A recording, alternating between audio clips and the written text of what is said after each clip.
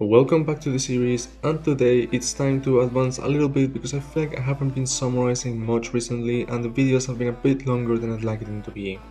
So in case you missed it, we've had a pretty good first half of the season. Castorre won the Ballon d'Or, but also collectively we won the UEFA Super Cup and Intercontinental Cup.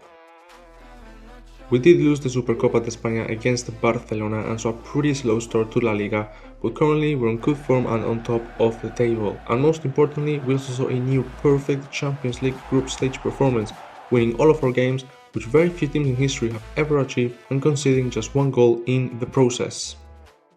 So now, at the end of December, Real Madrid faced Valladolid at the Bernabeu and needed a win to start distancing ourselves from Athletic Bilbao and Barcelona. All eyes were on the Ballon d'Or winner. And of course, it was him again. Unlocking the space for himself, opening up a simple tap-in. It takes a lot of skill to do that in the pro leagues. That goal was all we needed to pick up a win and remain on top. Up next, we traveled to the Islas Canarias, obviously one of the hardest fixtures in La Liga just from how far away they are from the mainland. But Real Madrid and Lorenzo Castorre were having a good time, and it didn't take long for the Chilean star to open the lead. A nice strike that the keeper got a hand to it, but he squeezed through his gloves. But we'll still take it.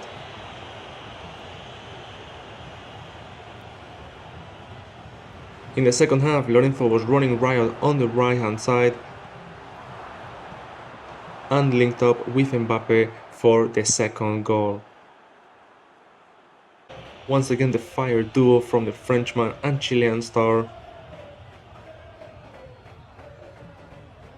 And that was enough to take the victory. After that, we had to travel to the Benito Villamarín to face Real Betis, one of the harder opponents in La Liga. And before halftime, Lorenzo Castorre got the ball at the center of the pitch, drove it home,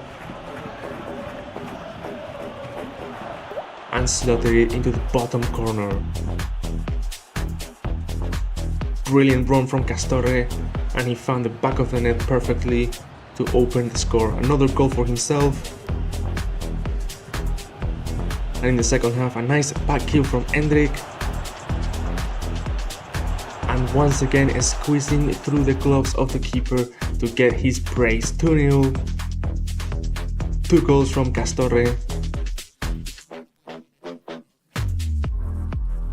And the 3 points will be ours. Athletic Bilbao dropped points, which means that they are now 4 points away, but Barcelona still right on our backs, and what better time to face Girona than up next. Once again, Castorre was completely unleashed, opened the score by the hour mark, with another nice curler at the bottom corner.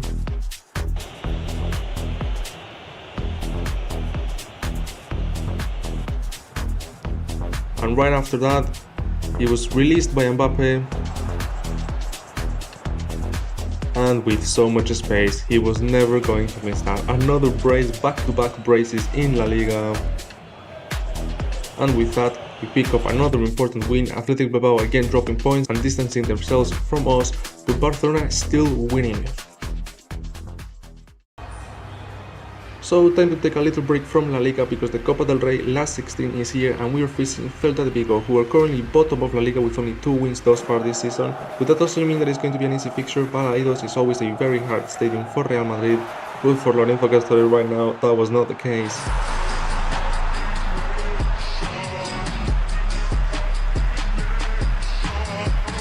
Of course, he's the one to release himself, runs to the box with the ball, and chipped it very nicely.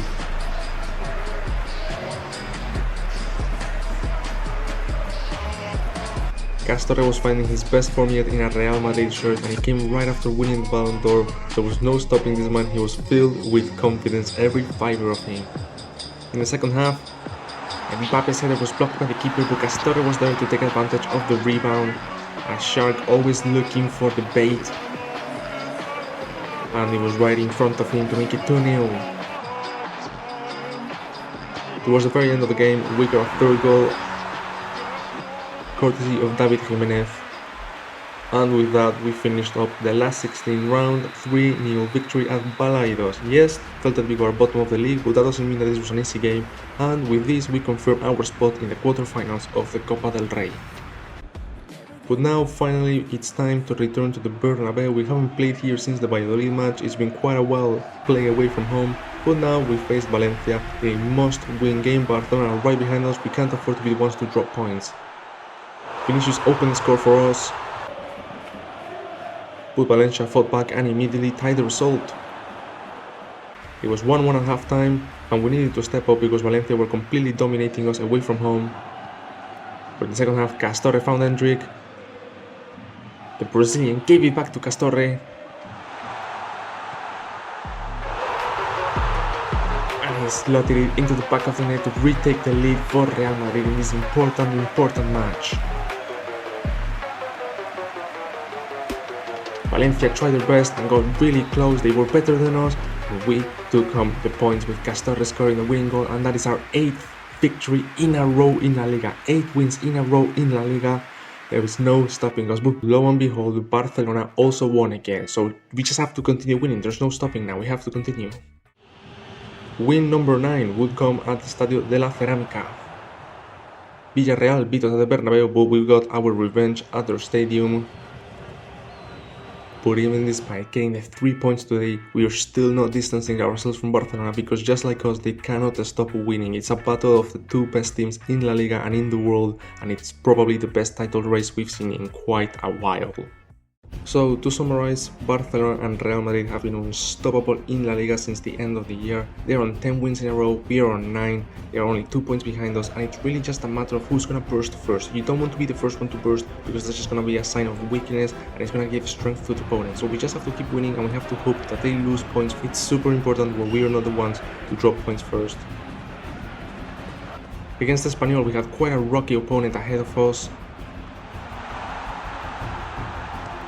and they were really hard to crack. Castorre tried at the end of the first half, but with no success.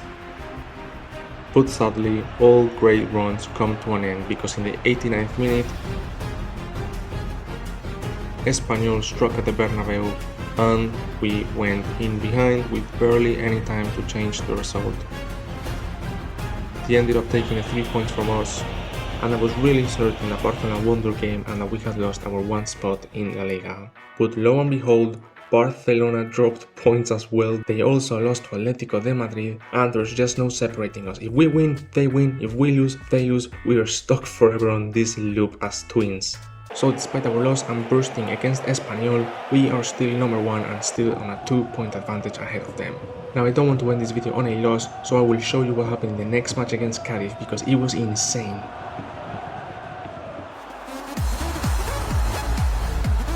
Raúl Asensio put a ball from his own half all the way across the pitch to meet Castorre, who controlled it perfectly and chipped it over the goalkeeper. But my goodness, please don't brush over the pass from Asensio, because it didn't just go over the defense, it went through the entire team, through the entire pitch to meet Castorre, who finished it perfectly, a masterpiece of a goal. On the very next play,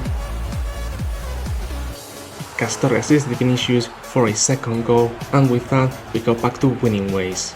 Now we just have to maintain the form and not drop easy points at the Bernabeu, and then La Liga will be ours.